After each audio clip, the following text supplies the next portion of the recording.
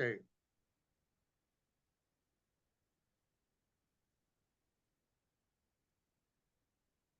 Okay. Good evening, everybody. My name is Rene Venegas. I teach jewelry making in the art department at the Weber State University. I had a couple of guests today, as Dr. Martha Collett, Corbett Ball, and she is a very important speaker today. She's from Jamaica and the Caribbean island, the Commonwealth, and also she studied in St. Andrew in Jamaica as the education officer for language Spanish and methodology, the national foreign language and Spanish, and Minister of Education, the Young and Information in Jamaica. And she had a very interesting curriculum unit, friendship meeting and PhD, common life experience and Minister of Education. Welcome, Dr. Martha Corbett. Muy buenas tardes. Good afternoon to everybody from Kingston, Jamaica. Special greetings to you, Dr. Venegas, and thank you for inviting me to this presentation. Special greetings to my colleague from Chile, Mr. Juan Mancilla, with whom we have worked so many times at different events in Colombia, all over Colombia. And a special greetings to Dr. Malvis Aranda, who is also a freshly minted PhD from Delaware University in the United States, and she's with us here today. It is my utmost pleasure to be able to share this opportunity because spaces like this allow us to share on our realities and to allow others to get to know what is happening. I am living in the most beautiful island of the world, and the name is Jamaica, the land of wood and water. I reside in Kingston, which is located in the south of the island. And Jamaica is one of the 15 member countries of the British Commonwealth in the Caribbean. As a consequence of that, we share common denominators, almost an identical history. And then because of derivation, because of development, because of history, because of sociology, our education systems are quite similar. Our social developments are also quite similar. And the language component is also quite similar. All of these islands received slaves from Africa, indentured slaves, and at different points in time, migration from other nationalities or ethnicities that have become, in many ways, like in most countries of the world, a melting pot. So we have a section in St. Elizabeth that is, they call it the German town. And when you arrive there, you would not believe that you are in Jamaica, where the population is mainly Black. Yes? Now, back to the topic. I have specialized in curriculum development, and I am a linguist, translator, interpreter by profession. And I am brought into this forum because none of the activities that I develop or activities in which I participate could ever survive if we do not look at the context. Language is a quite active social phenomenon, human phenomenon, but it is a life phenomenon because we know that plants and animals and other beings also have language. Back to the topic that we want to discuss today, I am very happy to be able to bring to you a particular reality of Jamaica, which is a maroon republic. And then the persons listening may be asking themselves, what is that? What is a maroon republic? How can this happen in the 21st century? Interesting. Jamaica has 4 known settlements of maroons. And we know that maroons were runaway slaves that fled themselves from their masters, owners, whomever, and they relocated to areas where they created their own communities. One of the characteristics of the Maroon will be an excellent knowledge of nature and of the landscaping. So they knew where they could settle without being found. The one that I studied in my PhD and the one that I visited was Accompong. And let me confess, when we organized the visit, the Minister of Education said, don't even try to go in your own car. You need a 4-wheel drive car, something strong, but I couldn't understand. And when we were able to reach the destination, I was quite impressed. There is absolutely no way that no Spaniard or no English colonizer could find them where they settled. Maroons are a very good example of rebelliousness, of that determination that mankind has to rebel against oppression.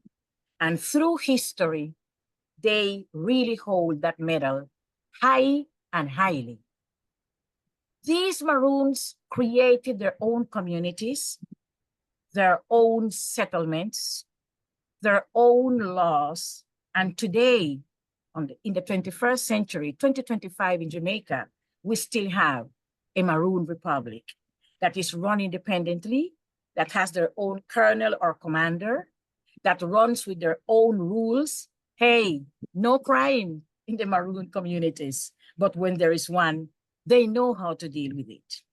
When I visited the community, my main interest was to look at the linguistic situation, because I was within my research at the point of determining which was for Jamaica language 1 or L1, language 2 or L2, and language 3 or L3.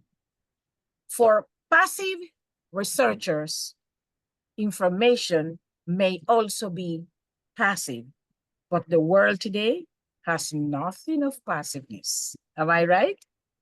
And what I ended up discovering is that while in a particular area, you could speak with strong belief and robust support and say, language 1 is English, the official language of Jamaica. Language 2 will be then the Patois, Creole, or national language. And then language 3, the foreign language decided at the time that for the time being will be Spanish. And this is what you find in the papers, in research, in the capitals, not at the grassroots level. So I visited with another colleague, Dr. Lewis from UTech. And when I reached the community, the first thing that I encountered was a different type of physiognomy, behavior. They looked at us, we identified ourselves, very friendly relationships. And on that day, they were hosting the graduation at the primary level. One of the few activities at present in Accompong is precisely the life around the primary school. There is no secondary school. It is so much so that when the children come down the mountain and go into the cities, there you start seeing the erosion of that culture, because many of them will not come back, which is a similar experience to the Inuits in Canada, am I right? And in other communities. Back to the Maroons, the ceremony was held very nicely, like most graduation ceremonies. And then we went into the museum library and we went to speak to the elders, those who are the real history holders. Oh. And at that time, we were able to realize that they were speaking another language.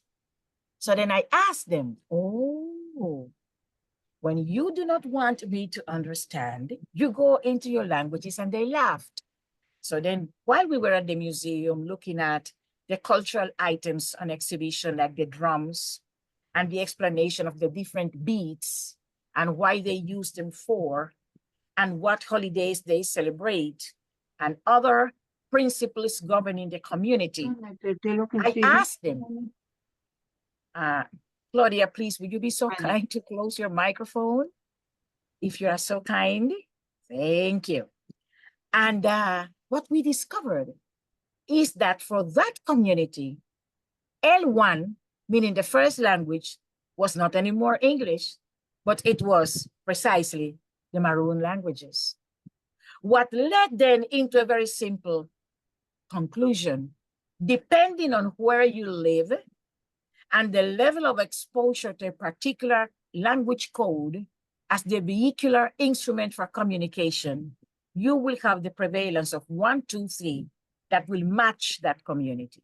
And therefore, when the category was created of which one was language 1 for Jamaica, which one was language 2, and which one was language 3, you needed to be prepared to consider the social context, the educational context, and also the historical context. Nowadays, in Jamaica, we have a national language, which is Patois, and it is extremely strong. It is in music, in theater, in politics, in the schools, and a reasonable amount of our children that start primary school, that enter the daycare centers, are coming from homes that speak Patois. As a consequence of that, when I dedicated my research to the teachers, the foreign language teachers, the first message was, you are a linguistic facilitator. You are a person that needs to be building bridges. And when you go, for instance, into a Mexican community, and I visited over 50 schools within a period of 10 years, what you discover is that that particular teacher is able to speak 7 or 8 different Indian languages in order to make all these children transit into Spanish, that is supposed to be the official language of Mexico, although you have over 62. Jamaica now is smaller. The reality may not be identical, but the situation is the same. In what sense? It's not only Jamaica. It is not only Mexico. Migration is taking place. The International Migration Organization declared recently that they came to stay, that mankind will continue to move, and while mankind moves, he moves with a culture, with an identity that he's going to use to communicate with the persons around. In terms of acceptance, what is happening? In Jamaica, Patois is very strong. And there are persons who will not speak it, but a reasonable amount of the population, even if they don't speak it, they understand it. And for the teachers now, when one of my teachers is coming to teach Spanish, it is important to empower that teacher with the language of the child, which is the language of the soul, according to Nelson Mandela.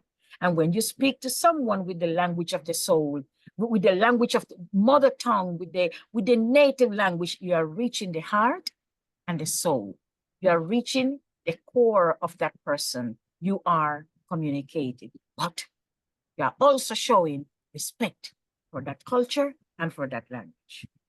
We do not have that an ethno-education program like you will find it in Colombia, which is quite structured.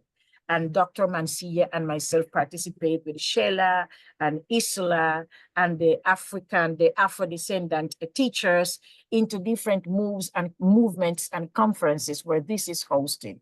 In Jamaica, you will not have ethno-education, but what you certainly have is the acknowledgement that this reality exists.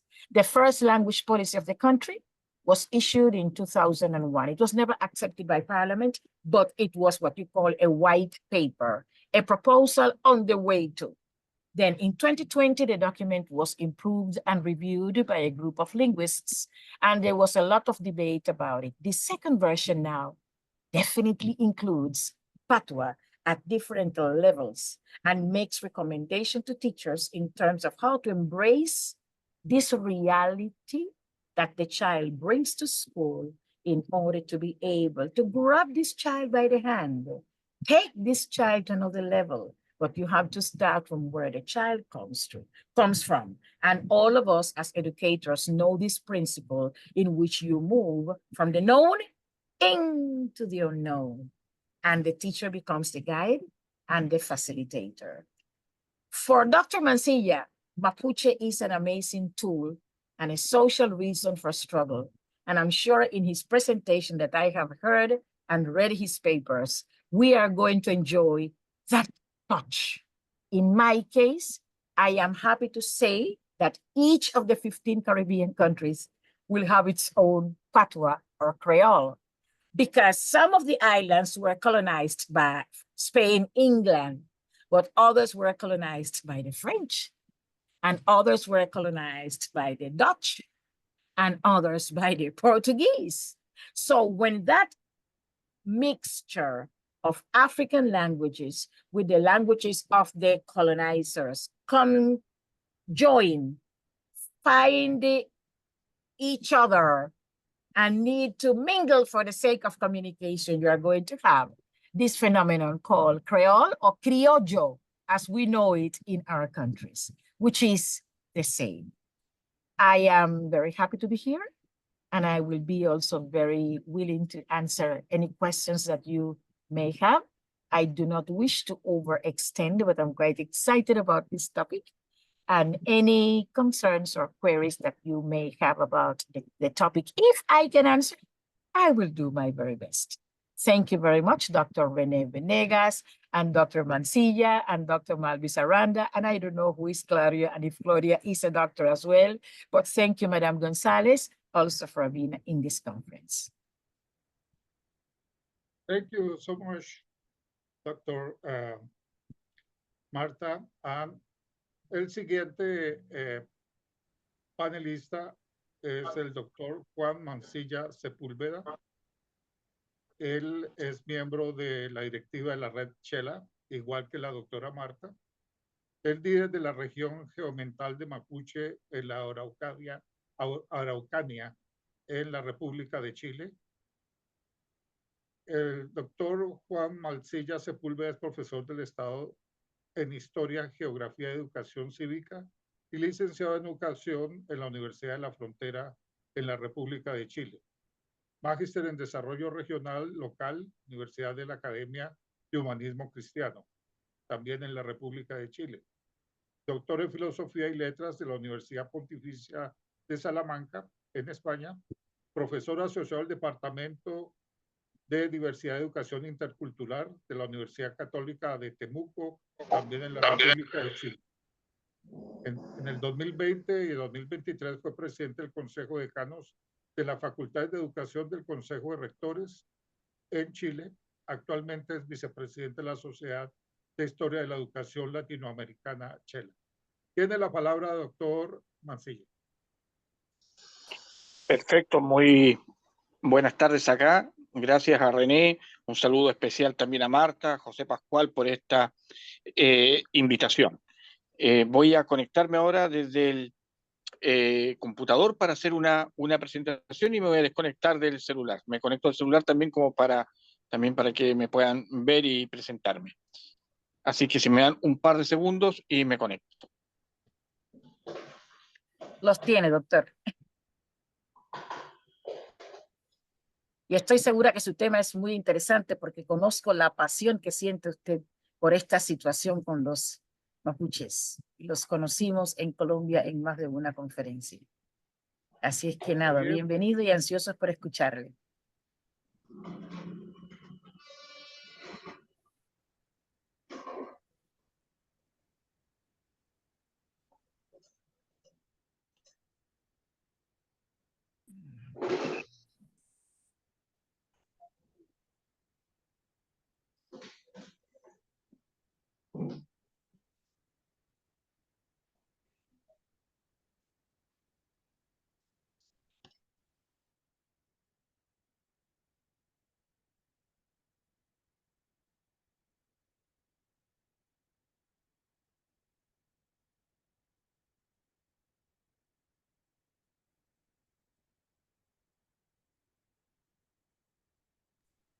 Voy a compartir entonces un documento desde el escritorio. Estoy tratando de buscarlo allí, ¿eh? Pero no me da la opción. Notas, Google, Dropbox. Sí, el screen está abierto ya para que usted pueda compartirlo, doctor Mancilla. No, nos da la opción para un documento del escritorio. No es que no aparece pestaña, no aparece pestaña. PowerPoint, parte de la pantalla, ¿ves? Ahí ya aparece.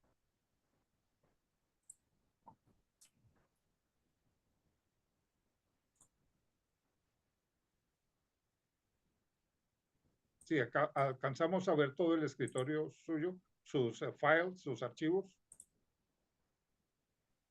Ventana de Quizás aplicación. ya empieza el doctor, porque quizás la doctora Malvin Aranda desearía Ventana de saludar ahora en lo aplicación. que él va subiendo el documento. Por supuesto, No, claro que sí. voy a exponer así que no logro encontrar No eh, importa. la pestaña del escritorio. No se A ver, preocupe, doctor perdón. Mancilla. Como quiera hacerlo, No me da la no hay opción, ningún mire, problema. pantalla.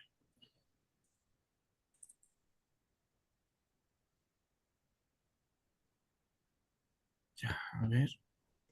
Sí. Voy a abrir el PowerPoint.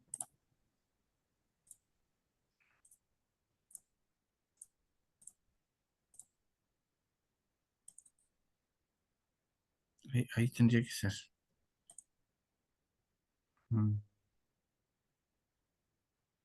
No sé si se ve. ¿Se Sí, ve? ya lo vemos. Aquí se ve perfecto. ¿Se ve? Sí, se ve muy bien. Perfecto. Perfecto. Bien. Yo lo que voy a exponer es el conflicto que ha tenido históricamente el Estado de Chile con el pueblo mapuche, que es una historia de larga duración, ¿ya? Entonces, en este contexto, esto puede explicar también la situación que me comentaba el doctor Pascual Mora respecto de la negación de una constitución plurinacional. Chile es un país históricamente monocultural, por lo tanto, eh, cuando se produjo el plebiscito para reconocer que Chile es un país plurinacional, eso inmediatamente no se aceptó, pero tiene que ver fundamentalmente en cómo se han constituido los estados en América Latina y el Caribe, que son en singular, es decir, Estado-nación, no Estado-naciones, ¿ya? Es decir, un Estado, una nación. Y por lo tanto, evidentemente que eso hace que se desconozca la diversidad étnica, nacional que hay dentro de los propios estados. Y el territorio mapuche, que es de donde yo le estoy hablando, ya, en Temuco, fue un territorio autónomo entre 1641 y 1881, ¿ya? Y antiguamente el territorio mapuche implicaba tanto lo que en Mapuzungún se denomina Puelmapu, es decir, lo que es Argentina, y lo que es actualmente Chile. La cordillera de los Andes era simplemente un biombo climático, una barrera natural, pero no constituía un límite geopolítico, ¿ya? Por eso que se comparten muchas de estas, podríamos decir, características. Y hay un tratado, que es el que a mí me interesa exponer a ustedes, que es un tratado interesante, que es el del año 1641, ¿ya? Que es un tratado que se llama de Quilín, que es el único tratado en el cual un Estado, en este caso el español, el Imperio Español, firma con un pueblo indígena.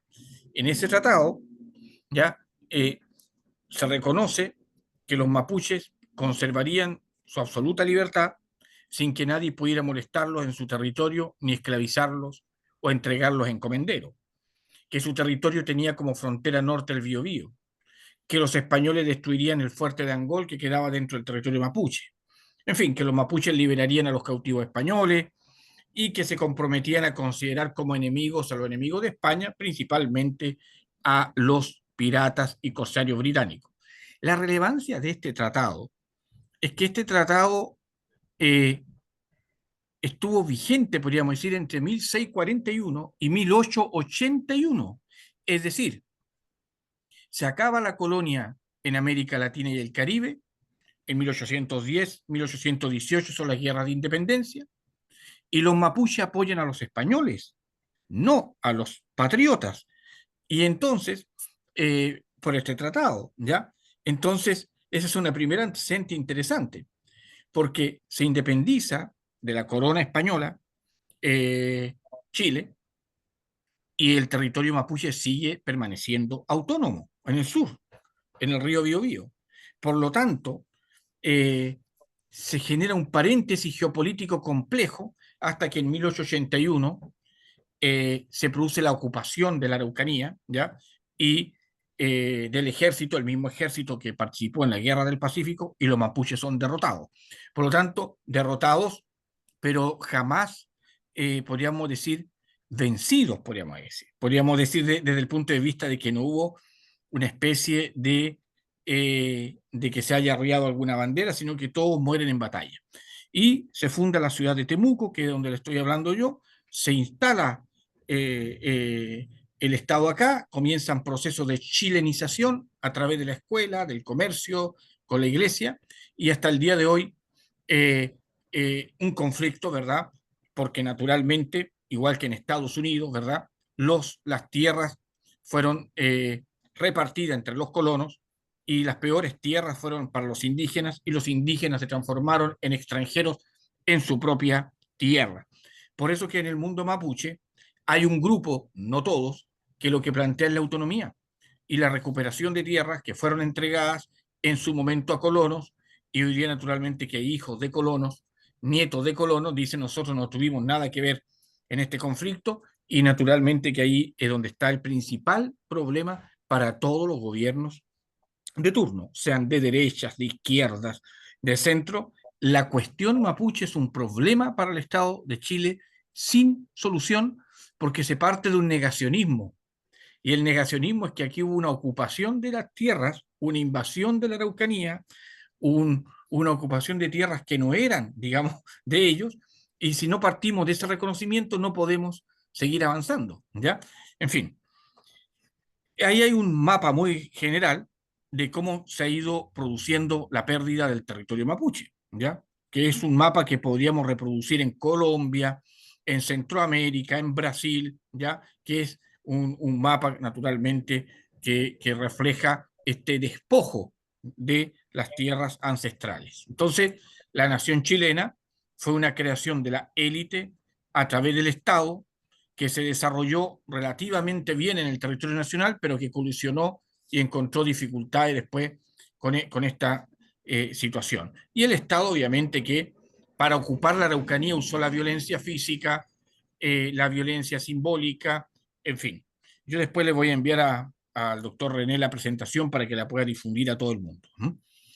Y en el siglo XIX, el Estado de Chile, sin embargo, o no el Estado, porque todavía no es Estado, ¿verdad? Los patriotas usaron la simbología indígena porque este es el primer escudo nacional de Chile. Obviamente que esto es una exageración del buen salvaje, porque los mapuches, por el clima que hay en Chile, nunca andan desnudos, ¿verdad? No andan así, ¿verdad? Eso entonces es como para que se vean más salvajes, podríamos decir. Pero más allá de aquello, uno ve esto a principios del siglo XIX, pero a finales del siglo XIX los estás, digamos, invadiendo, lo estás atacando. Entonces la tesis de la historiografía más progresista, de izquierda podríamos decir incluso, es que el Estado y la República en forma de Chile, a principios del siglo XIX, incluyó al mapuche en su horizonte programático, pero a finales del siglo XIX lo excluyó completamente, lo borró de su imaginario. ¿Ya? Ahí hay nuevamente unos mapas del territorio de colonización, porque aquí se produce algo que se denomina colonización de asentamiento. Se vuelven a nombrar los lugares, se vuelven a denominar, digamos, las cosas, como si realmente no existieran, digamos, nunca más. ¿Ya? Es como lo que ha sucedido con otros grupos indígenas. Se habla de las últimas familias araucanas como si van a desaparecer, el último moicano, pero en realidad no son los últimos, siguen permaneciendo ahí. Entonces, la ocupación, voy a pasar muy rápido, esto de la Araucanía es un proceso que ocurrió. La Araucanía es una región, es como un estado, podríamos decir, en Chile, a finales del siglo XIX, en el mismo momento en que se produce la Guerra del Pacífico, ¿ya? Y el Mercurio, un diario muy conservador de Chile, publicaba en esa época indios malos en tierras buenas, ¿ya? Como para justificar que había una cantidad importante de hectáreas de tierra improductivas y que, producto de su no eficiencia productividad, Chile no podría articularse eficientemente a las demandas de las redes capitalistas que se estaban articulando producto de el descubrimiento de oro en California, en Australia, en fin, porque Chile se articuló muy eficientemente a esos circuitos capitalistas, pero obviamente no generó nunca una infraestructura productiva. Aquí tenemos el Parlamento de Tapigüe, ¿ya? Que es un parlamento que ratifica en plena república el Parlamento de Quilín. Es decir, se está aceptando de que hay otra nación dentro de Chile, ¿ya? Entonces, eso es lo que fue ocurriendo en el siglo XIX. Y ahí hay todo un tema de cómo se fue produciendo la colonización fomentada por el Estado, avanzando hacia los ríos del sur. También hay que decir, y en esto hay que ser muy claro, que gran parte del triunfo del ejército chileno y del Estado chileno sobre el pueblo mapuche es porque dentro del propio pueblo mapuche hubo lo que se denomina indios amigos, es decir, gente que traicionó a su propio pueblo. Eso ha ocurrido también en muchas otras pueblos, pero aquí con mucha evidencia, porque el pueblo mapuche no es homogéneo, es muy heterogéneo, no es monolítico. Yo aquí no quiero plantear, y eso es muy importante, algunos amigos se enojan con eso, una especie de puritanismo o lo que se denomina esencialismo indígena. Es decir, aquí hay mapuches que quieren la autonomía, mapuches que quieren ser evangélicos, protestantes, ¿ya? Mapuches que quieren ser integrados. Es muy diverso. El 12% de la población chilena es mapuche. Es un pueblo muy numeroso, por lo tanto es diverso. Y eso hay que plantearlo también. Entonces, obviamente que cuando el Estado ocupa la Araucanía, produce abusos, ya los reduce, ya les quita sus tierras y genera lo que hemos denominado la instalación de una semilla de violencia. Gualmapu quiere decir todas las tierras desde el punto de vista indígena. Entonces hay una semilla de violencia que hasta el día de hoy se mantiene con muchos problemas, porque hoy el problema que hay son las forestales que están en el territorio mapuche, las industrias forestales, ¿ya? Con las empresas forestales. Ese es el gran problema que se ha ido generando. Entonces hay una serie ahí de antecedentes que uno lo podría más discutir respecto de cómo se fue instalando y cómo hubo algunos líderes mapuches como Quilapán o Mañingüenu que se enfrentaron al Estado y que después terminaron siendo reducidos. Lo mismo que le pasó, ¿verdad?, en Estados Unidos a, qué sé yo, a Toro Sentado, a Nube Roja, ya, a Jerónimo, que son líderes de esta misma época, ¿eh? Eso es muy interesante también, coinciden los procesos, ¿ya? De esta misma época, ¿eh? O Caballo Loco. En fin, ahí hay algunas imágenes, algunos antecedentes de cómo se fue generando este proceso que se llamó de radicación o reducción de tierras. Es decir, entre 1881 y 1930, Chile repartió las tierras indígenas a colonos y a los propios mapuches. E incluso después algunos colonos les compraron esas poquitas tierras a los mapuches que se le habían un lío muy, muy grande. Y en este contexto la escuela y las misiones fueron muy importantes porque se transformaron en dispositivos de control muy eficientes, ¿ya? El Estado de Chile mandó a buscar a los capuchinos bávaros, ¿ya? Para que se instalen en la Araucanía y se produce una especie de prusianización de la Araucanía. Y ahí se instalan, ahí ven ustedes a monjes capuchinos, y ahí se confunden los mapuches, porque los mapuches creen que hay un otro que los viene a ayudar, pero en realidad fue el Estado el que los mandó a buscar, porque la separación entre el Estado y la Iglesia católica en Chile se produce en 1925. Y por lo tanto, cuando están los capuchinos ingresando a territorio mapuche, no son los capuchinos los que están ingresando, sino que es el Estado de Chile a través de este brazo, digamos, teórico.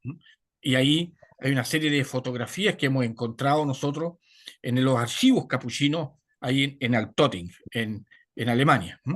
Por lo tanto, ahí hay, este es actualmente Temuco, algunos antecedentes que eran los que yo quería compartirle para iniciar la discusión. Por eso que cuando se produce el tema del plebiscito para una nueva constitución presidida por una, en este caso, líder mapuche, lo que pensó gran parte de la población chilena, este es un juicio muy personal, es que Chile se iba a indianizar, se iba a volver indígena. Se hablaba de la constitución indigenista, vamos a perder nuestras tierras, una propaganda, digamos, desde los fascismos, podríamos decir, y de los grupos más ultraconservadores. Y como Chile tiende a ir hacia el centro, obviamente que rechazó esa constitución. Así que esa sería en realidad mi presentación.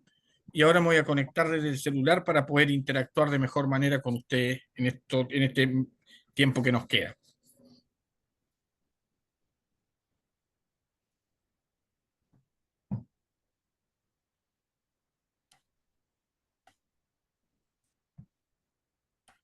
Compartir.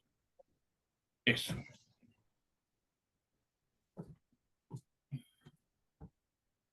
Muchas gracias, doctor Mancilla. Si alguien del auditorio que nos están viendo quiere hacerle alguna pregunta, primero a la doctora Marta y posteriormente al doctor Mancilla, tienen su tiempo.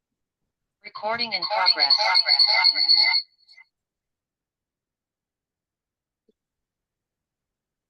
Y mientras el grupo va pensando las preguntas, me gustaría que la doctora Malvi Aranda de Jamaica también nos compartiera un pequeño mensajito o saludo. Adelante, doctora, si usted desea. Muy linda su presentación, doctor Mancilla, como siempre. Buenas tardes a todos. Muy emocionada con estas ponencias tan elocuentes y con tanta historia acumulada. Muchas gracias por la invitación y nada, aquí me tienen. Muchas gracias. Muchas gracias. Doctora Marta, tengo una pregunta para usted. Adelante. Con base a las nuevas políticas del gobierno actual del presidente Trump, ¿en qué forma puede afectar la educación superior o la educación en Jamaica? Si hay algún tipo de, digamos, de presión coercitiva por medio del gobierno británico hacia la isla, ¿existiría esa posibilidad? ¿O por el contrario, ustedes son autónomos en tomar las decisiones con respecto al tema de la educación en la isla? Muy bien, tremenda pregunta y como tiene incisos, wow. No sé si debo responder en español o en inglés que usted prefiere, but I do not have a problem. En inglés ¿Cómo es usted okay. prefiere? En inglés ¿Eh? es okay.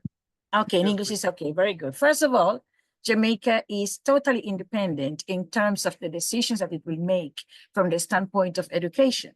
But independence today has gained a new meaning because even when a country is independent, it depends a lot on the international connections that a particular country will establish with another. Jamaica receives a quota of scholarships. Oh, somebody's microphone is open. Sir Rodrigo Llano, please. Would you care to close? Por favor, el profesor Rodrigo, cierre su micrófono. Gracias. Okay, so what happens is that what I am going to say applies not only to Jamaica, but applies to the entire world. Many of our countries benefit from long-standing international agreements by means of which you receive a quota of scholarships, professionals exchanges, and many other activities having to do with education. We heard in the news that the Department of Education was dismantled in the United States. I'm not sure how true or not that will be. But the reality is that Jamaica, like many other countries, could be impacted, although we have not felt the impact yet. A reasonable amount of Jamaicans will have relatives in the United States. A reasonable amount of the best Jamaican athletes receive every year scholarships to go to the US. A reasonable amount of our best students will go under different categories to apply for scholarships, and they will be mostly in the United States. We do not know if those programs will continue or not. Recently, USAID was put on a hold, and we were called immediately to review how many of our programs were dependent on the US aid. And it was a very nice moment when our Honorable Minister of Education, Skills, Youth, and Information could inform that the government was in a position to take over if needed and to continue carry on whichever programs were in place. But there was not such a strong link, like, I mean, if they are not here, we are going to die. Considering that the changes in the United States are recent, I would like to believe that we are facing a period that is totally unprecedented. As a consequence of that, it may be a little difficult even to forecast, because it's like you cannot foresee some of the decisions being made. So far, Jamaica also has and boasts of having on our soil excellent universities. And the University of the West Indies is considered in some of the indicators, one of the 3 best in the world. What may happen? What may happen is that the market may have to reorient its requests and needs depending on the changes that will be taking place in the near future, immediate future, mediate future, and long-term future. The relationship with England has always been there because, remember, we were colonies and now we are part of the Commonwealth. Each of the 15 CARICOM countries runs its own educational system, and the similarities are there, but each country is totally independent to determine how it goes. I am hoping, I want to believe that I was able to cover all the items included in the question that was posted. And if not, kindly remind me if I missed answering or addressing any of the ones that you brought to my attention. Thank you.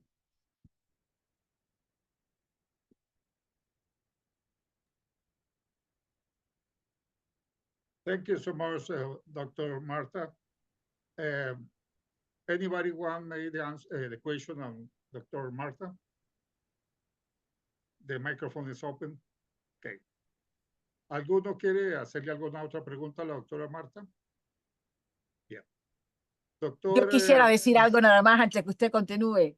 Que nos visiten ahead. en Jamaica, que nos visiten en este Caribe. Algunos de ustedes están ahora congelados con la nieve beyond your head. Y aquí estamos con un calor que mañana toca playa y pescado frito. Es un país muy interesante, es un país que está transitando por muchísimos cambios, pero es un país con una población extremadamente talentosa. Ustedes saben que los corredores más grandes del mundo están en Jamaica. Ustedes saben que Jamaica produce bauxita. Ustedes saben que la industria turística de Jamaica es una de las mejores. Entonces los invitamos no solamente a escuchar la realidad de una conferencia, pero a visitarnos. Gracias. Muchas gracias, Marta, muy amable. Doctor Mancilla, tengo una pregunta para usted. Usted decía que por años o por siglos ha habido ese problema con la minoría étnica del pueblo mapuche. También sabemos históricamente que ha habido una inmigración importante europea en Chile, y en algunas ocasiones hablo con algunos chilenos residentes aquí en el estado de Utah. Es la 4ª minoría étnica más grande del estado. Hay una relación de amistad muy grande de parte del estado de Utah y el pueblo chileno. Yo les hago esa pregunta en particular a estos amigos chilenos con relación en que si existe una identidad cultural en el pueblo chileno bajo la premisa de que si se aceptan a estos grupos indígenas y no se hace más exaltación hacia la influencia europea en Chile. ¿Qué cree usted? La pregunta sería, ¿existe en el pueblo chileno, por así decirlo, un amor hacia estas culturas ancestrales? Muchas gracias, doctor René, por la pregunta. Yo creo que desde el pueblo, es decir, o la sociedad civil, lo que existe a estas alturas es un respeto. Hay respeto, uno no podría decir que hay, pero hay respeto hacia los pueblos originarios en general y hacia el pueblo mapuche. Evidentemente que siempre hay algún tipo de personas que no tienen respeto por nada, pero a la vez eso no es sinónimo de que exista un conocimiento del valor que tienen los pueblos originarios y particularmente el mapuche. Hay bastante ignorancia dentro también del propio pueblo porque el currículum escolar ha sido monocultural. Con esto yo lo que planteo en general, lo que he investigado y lo que sigo investigando, es, es no volver a un indigenismo, pero sí a un reconocimiento de esa pluriculturalidad, porque lo que ha ocurrido es que ha existido en este diálogo de saberes una hegemonía o dominio de un saber sobre otro. Y eso es lo que ha generado desde los grupos, por ejemplo, dirigentes, en realidad una especie de mirada absolutamente no indígena en el fondo, no incluyente de lo indígena. Por ejemplo, uno podría perfectamente tener un currículum o educación propia en aquellos territorios donde hay una alta densidad de población indígena. Y eso no ocurre así. Lo que se ha promovido como política pública en el campo de la interculturalidad es que las competencias interculturales, incluso hay un ramo que se llama educación intercultural, en el currículum chileno lo tienen que tener los indígenas, pero no los chilenos. Es decir, y en realidad eh, mm, ha existido educación intercultural para los indígenas, pero no para los no indígenas. Yo creo que al revés, lo que realmente necesitan, digamos, educación intercultural es eh, el mundo no indígena. Lo que sí hay, es lo que a mí, yo creo, no quiero en esto contradecirme, ¿ya? Lo que sí yo visualizo es que producto de esta situación no resuelta a nivel de reconocimientos formales respecto a los pueblos originarios, es que hay también gérmenes de racismo, ¿ya? Y yo creo que ese es un tema muy fuerte en toda América Latina y el Caribe. Hay un racismo encubierto y evidentemente eso está asociado a que coincide que los territorios donde hay indígenas es donde hay más pobreza.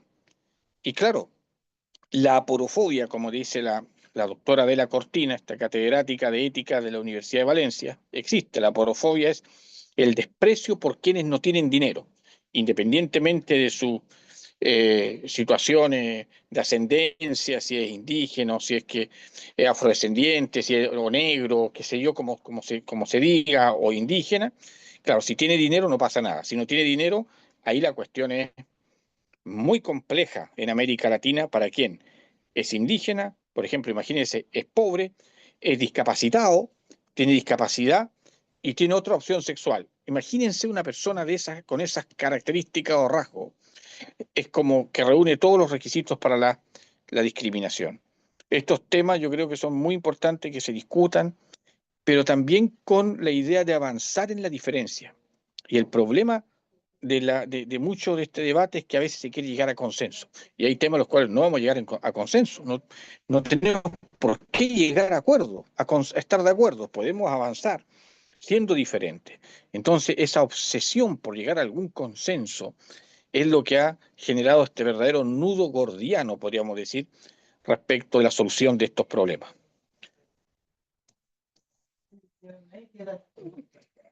Muchas gracias, doctor Mancilla. ¿Alguien del auditorio quiere hacerle alguna pregunta al doctor Mancilla o a la doctora Marta?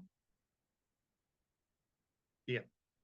Entonces, pues damos por terminado esta conferencia, no sin antes invitarlos el próximo viernes a la segunda parte de la historia de la izquierda en América Latina.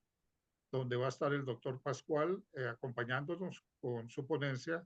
Estaré yo también y el doctor García, que es un invitado especial, también va a exponer su ponencia para que ustedes puedan acompañarlo si tienen el tiempo.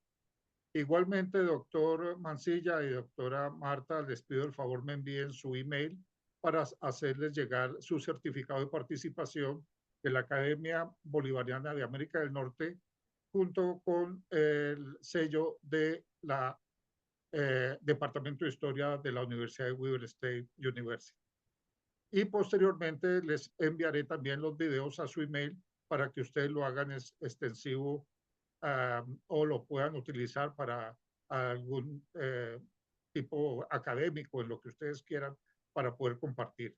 Igual también les voy a enviar una lista de temas que me ha dado la universidad, el Departamento de Historia, para que ustedes lo consideren y nos acompañen en futuras conferencias. La idea es hacer una sola conferencia cada mes. Hay varios temas que ustedes pueden escoger.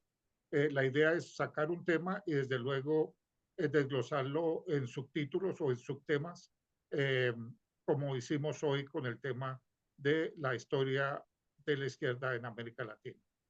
Muchas gracias. Gracias, doctora Marta Corbet, por su tiempo. Doctor Juan Mancilla, muy amables y que pasen un bonito fin de semana. Goodbye. Sí. Muchas gracias, René. Muchas gracias también a Marta por su presentación. Muchas Así gracias que a cada uno. Y los esperamos en Jamaica, los esperamos en Jamaica. Bendiciones. adiós. Gracias. Ahí nos vemos. Hasta Algún luego, día. hasta luego. Nos Muchas vemos. gracias. Hasta luego. Gracias. Chao, Hasta chao. luego.